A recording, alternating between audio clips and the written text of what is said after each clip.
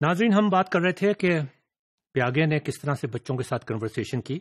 اب ہم تھوڑا سا اس سے ہٹ کے ایک بہت بڑے رائٹر کی طرف چلے جاتے ہیں جو ایک اسکول ماسٹر تھے۔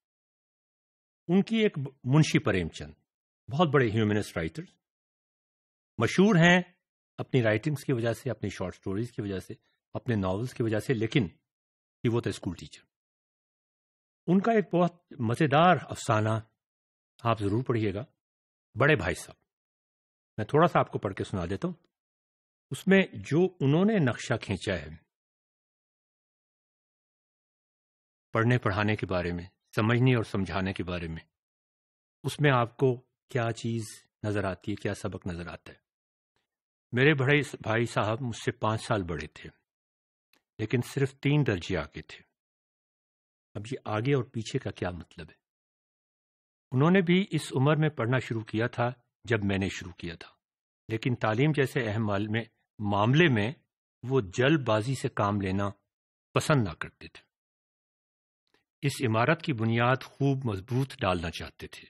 اب آپ یہ بھی سوچ لیں، ہم بھی اسی کی تو بات کر رہے ہیں کہ عمارت کنسٹرکٹیوزم کی جو ساری تھیوری ہے وہ بالکل یہ ہے کہ ہم کس طرح عمارت کی طرح ایک بلڈنگ کنسٹرکٹ کرتے جاتے ہیں۔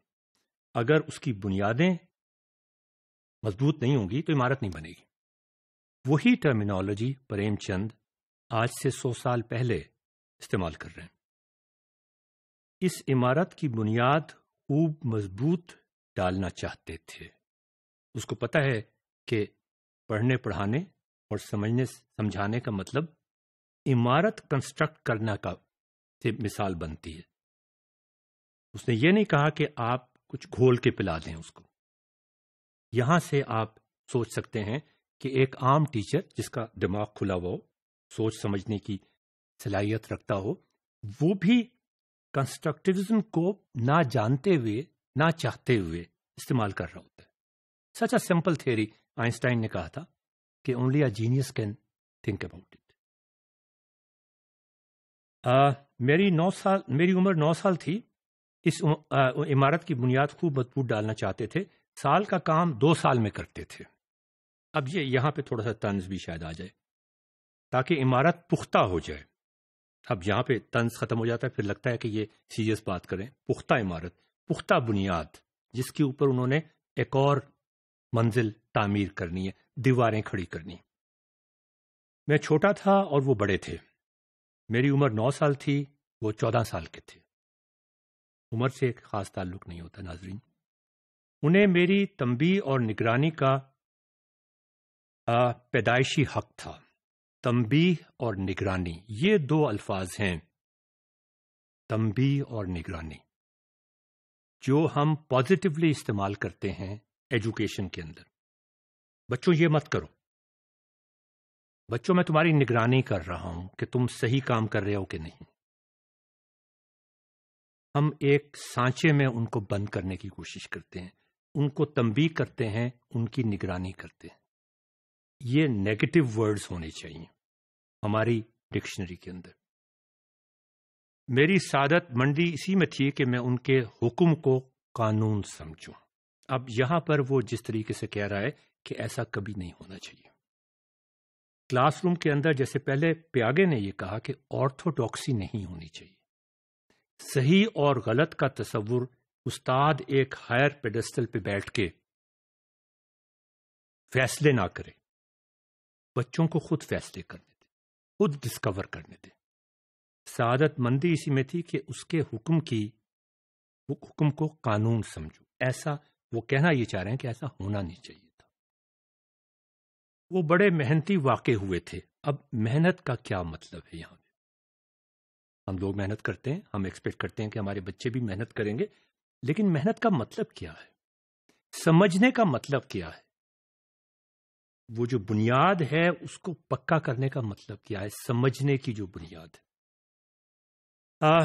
وہ بڑے محنتی واقع ہوئے تھے، ہر وقت کتاب کھولے بیٹھے رہتے۔ اور آگے سنیے، اور شاید دماغ کو آرام دینے کے لیے کبھی کاپی پر، کبھی کتاب کے حاشیوں پر چڑیوں، کتوں، بلیوں کی تصویریں بنایا کرتے۔ کیا یہ اس چیز کی انڈیکیشن ہے کہ وہ سمجھ رہے تھے؟ یہ اب آپ خود دیکھیں باڈی لینگویج سے کیا چیز ظاہر ہوتی ہے۔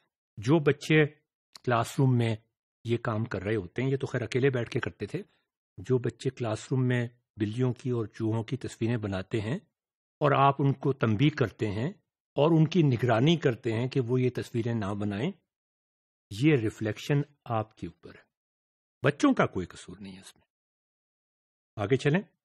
کبھی کبھی ایک ہی نام کو 10 بار لکھ جاتے، کبھی ایک شعر کو 10-20 بار خوشخط حروف میں نقل کرتے، کبھی ایسی عبارتیں لکھتے جن میں کوئی ربط نہ ہو۔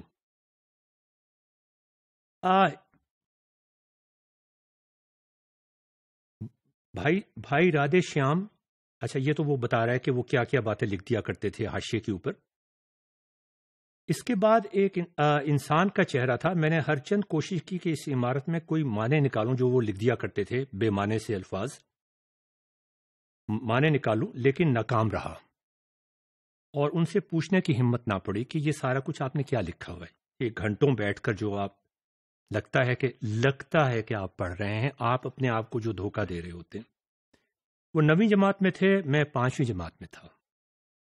ان کی تحریر سمجھنا میرے لیے چھوٹا منہ بڑی بات تھی۔ یہ بھی تنزن کہا گیا، بچے سمجھ سکتے۔ میرا جی پڑھنے میں بالکل نہ لگتا، بالکل نیچرل بات تھی۔ جس طریقے سے پڑھائی آج کل ہوتی ہے اور جس طریقے سے پڑھائی اس زمانے میں ہوتی تھی 100 سال پہلے، کسی بچے کا دل نہیں لگ سکتا تھا۔ 1 گھنٹہ بھی کتاب لے کے بیٹھنا بار خاطر ہوتا تھا۔ کنسٹرکٹیوزم کی تھیوریز اور باقی ساری تھیوریز، اٹینشن کتنی دیر کے لیے انسان کر سکتا ہے، سوچ و بچار کی کو کتنی دیر تک کنٹینیو کر سکتا ہے، 5-10 منٹ سے زیادہ نہیں کر سکتا۔ یہ ہمیں ماڈرن تھیوریز بتاتی ہیں، اور یہی وہ کہہ رہا ہے اپنا ایکسپیرینس۔ 1 گھنٹہ بھی کتاب لے کے بیٹھنا بار خاطر ہوتا تھا۔ ہم سمجھتے ہیں 10 منٹ تک نہیں بیٹھنا چاہیے۔ موقع پاتے ہی ہاسٹل سے نکل کر میدان میں آ جاتا اور کبھی کنکریاں اچھالتا، کبھی کاغذ کی تتلیاں اڑاتا، بالکل نیچرل بات ہے۔ اور کہیں کوئی ساتھی مل گیا تو پوچھنا ہی کیا، کبھی چہار دیواری میں چڑھ کر پیچھے کود رہے ہیں، کبھی پھاٹک پر سوار ہو کر موٹر کا لطف اٹھا رہے ہیں۔ لیکن کمرے میں آتے ہی بھائی صاحب کی صورت دیکھ کر روح فنا ہو جاتی اور سارا مزہ کرکرا ہو جاتا۔ پہلا سوال ہوتا، کہاں تھے؟ اب یہ وہ گیم کا ذکر کر رہا ہے۔ پڑھائی کے بارے میں وہ کہہ رہا ہے کہ بہت بوریت ہوتی اور گیم میں بہت مزہ آتا۔ ہم اس کو الٹا کرنا چاہ رہے ہیں۔ ہم چاہ رہے ہیں کہ گیم لائک انجوائمنٹ پڑھائی میں کسی طریقے سے ہم شامل کر دیں۔ وہ اگلے ماڈیول میں ناظرین